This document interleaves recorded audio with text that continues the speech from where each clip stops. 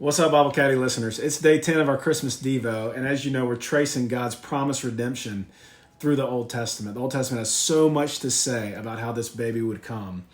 Yesterday, we saw that it was too small a thing for Jesus simply to save Israel. The plan was always for him to bring salvation to the nations of the world. In Psalm 72, verses 10 and 11, which were written over 900 years before Jesus came, they pick up on this idea. Listen to these words.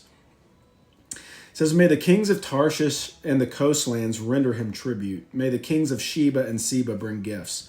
May all kings fall down before him and all nations serve him."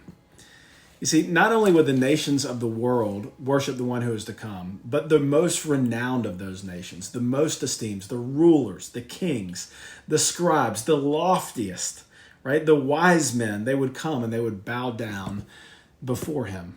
Have you ever wondered why the New Testament makes such a big deal of these magi, these wise men coming to Jesus and bringing him gifts? You ever wondered about Matthew 2, 10, and 11? When they saw the star, they rejoiced exceedingly with great joy. And going into the house, they saw the child with Mary, his mother, and they fell down and they worshiped him.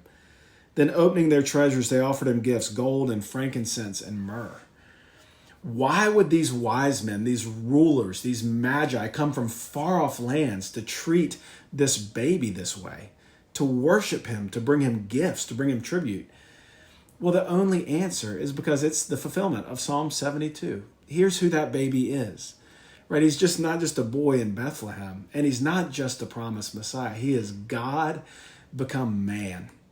He alone is worthy of this kind of treatment from all the nations of the world and from the highest of those nations of the world. So this Christmas, let's fall in line with those magi. Let's come to the baby in the manger. Let's come to Jesus Christ and let's bring him our tribute. Let's bow down and worship him. It's what he deserves.